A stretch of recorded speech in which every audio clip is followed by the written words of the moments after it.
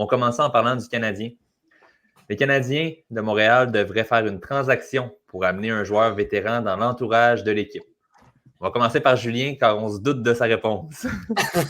Ouais, j'en ai un peu parlé tantôt par mégarde, désolé. Ben oui, mais pas pour aller chercher du talent aux annonces. Là, vraiment, c'est. Moi, je pense qu'il manque de vétérans. Vraiment, là. On a trop de jeunes partout. Puis, tu sais, des bons vétérans. On s'entend, on a, bon, quoi, Madison, Savard. À l'attaque, on a Gallagher. C'est tout.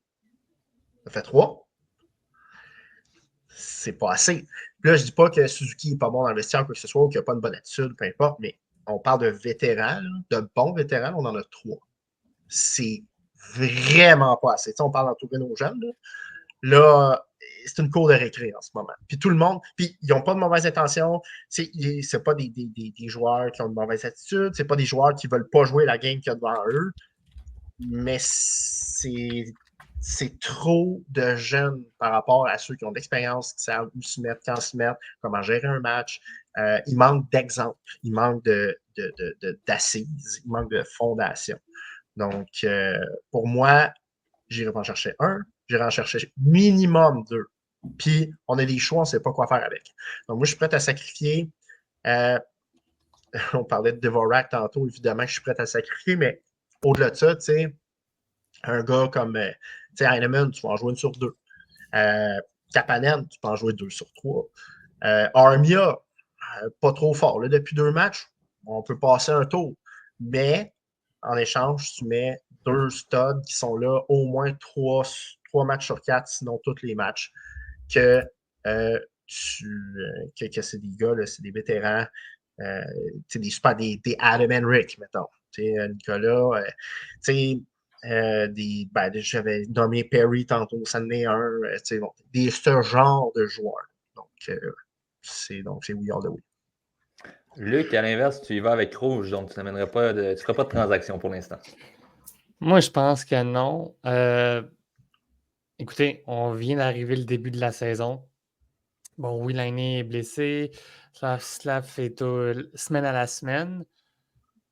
Je veux dire, s'il y avait eu une signature d'un bon vétéran à être effectuée ou de l'acquisition, ça aurait été fait durant l'entre-saison.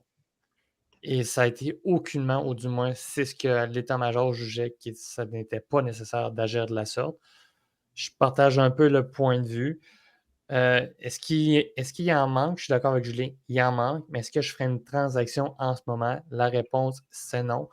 Je pense que tu as beaucoup plus de cartes que tu peux utiliser.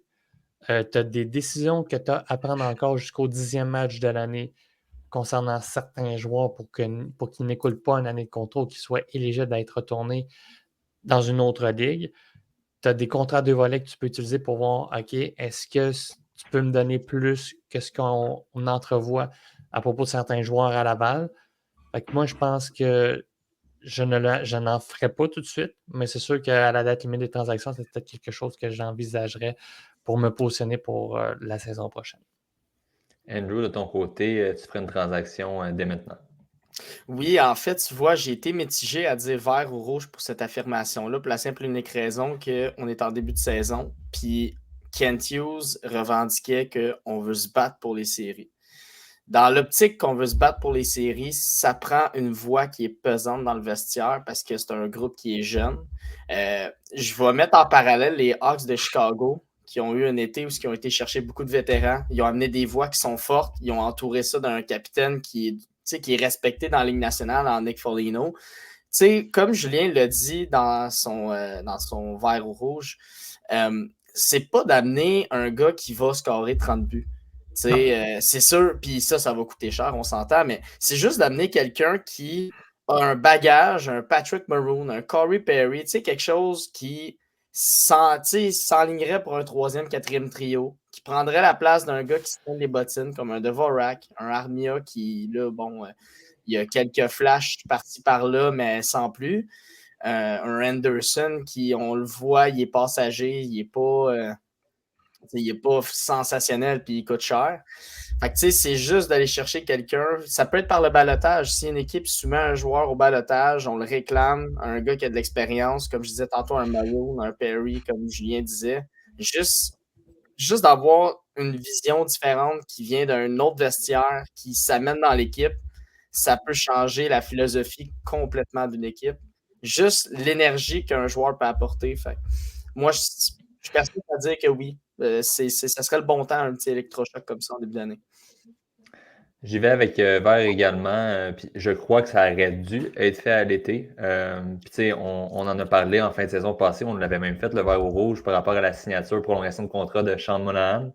Mais là, j'ai l'impression qu'on le voit déjà qu'on manque de profondeur. On s'en doutait. Là, on s'entend aussi qu'on n'est pas une équipe du haut du classement encore. Mais ça reste qu'avec les blessures, puis même à la ligne au centre, en fait, tu sais, on parle déjà de Kirby Dach, on en parlait dans le grand club. Ben, si tu avais un Monahan pour l'épauler, tu pourrais mettre Monahan sur la 2 pour l'instant. Et à la limite, quand ça se replace, tu le renvoies à la 3. Donc, tu sais, c'est ce genre de joueur-là que j'ai l'impression qu'il manque. Je ne dis pas d'aller transiger pour un Monahan parce que ça, on le sait, ça va coûter cher.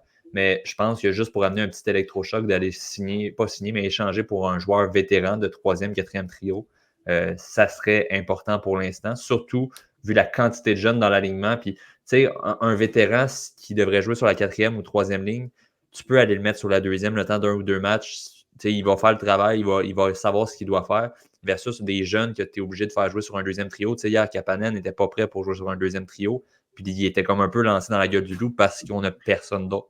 Donc, moi, contre la meilleure équipe de l'Est. Oui, donc exactement. Je pense d'ajouter des éléments, ça pourrait aider. Puis as-tu vu l'impact de Monahan avec les Blue Jackets? Puis Jenner est blessé, là, out pour l'année, là, fait qu'il vient de premier centre. On s'entend, ils n'ont pas tant de profondeur, eux autres non plus, là, mais ce qui amène à l'équipe, là, il vient tout équilibrer. Il a fait la même chose l'année où c'est qu'il s'est blessé.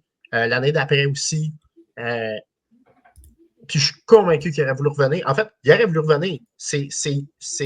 Puis Kent Hughes, il s'est pointé. Il a dit non, on n'était pas prêt à y offrir ça par rapport aux termes qu'il voulait.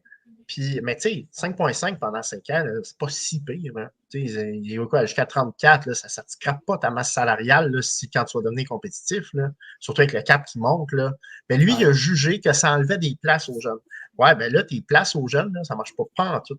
Ils sont perdus bien raides, ils ne sont pas rendus là.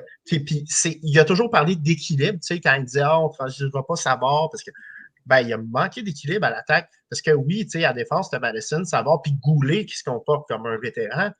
Mais à l'attaque, il n'y a personne. Là. À part Gallagher là, qui n'avance plus pantoute. Là.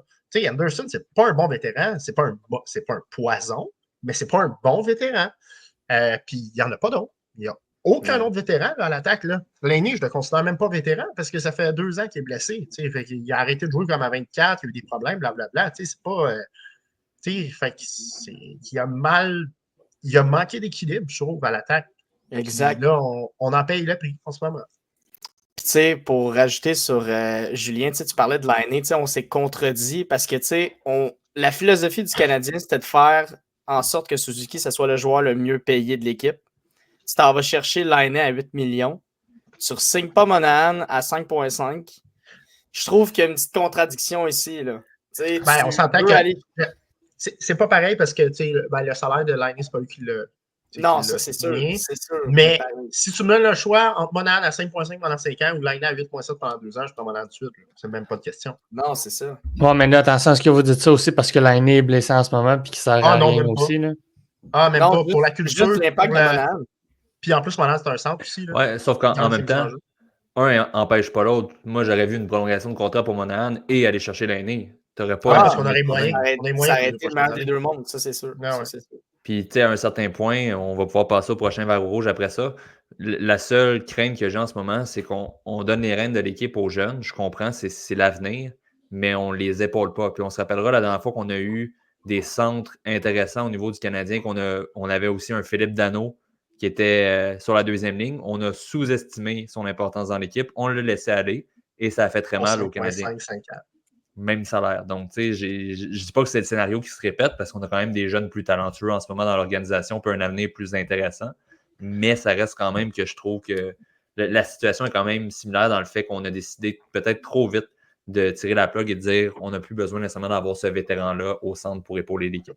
Ouais, puis tu sais, Dak, il a joué combien de matchs en 2 ans? Là, c'est comme, évidemment, qu'il revient, il n'est pas prêt à être puis il n'a jamais été bon dans les mises en jeu. Fait qu'il n'était pas prêt à assumer un rôle de deuxième centre cette année, là, avec tout ce qu'il a vécu dans la dernière année, puis par rapport à son développement. Fait que je comprends pas comment on s'est dit, ouais, Dak Suzuki, là, c'est des big shots l'année prochaine. Là. Dak, ça va être 65 points, Suzuki 80-85, let's go, on est en voiture. Dvorak est bon dans les mises en jeu, Jake Evans aussi. Écoute, là, on fait dur en mot-à-dit. Là, on se demande, est-ce que New York? Hey, on a mis Oliver Kapanen. Il était en Europe l'année passée, on n'entendait même pas parler quasiment. Là. Puis là, c'était notre deuxième centre hier contre les Rangers de New York. Là. Sur ça, on passe au prochain. J'attends une démotion de Christian Dvorak à Laval, comme Armia l'an passé, mais ça a l'air que ça n'arrivera pas. Non, je crois pas. Puis vu les problèmes au centre de l'équipe, j'ai l'impression qu'on va se permettre d'attendre le plus longtemps possible avant de. Je suis désolé, il y a des joueurs à Laval, je pense qu'ils feraient mieux que Christian Dvorak à Montréal. Oui, fort possible. Je prends Condotta avant, je pense. Il y a de l'énergie au moins.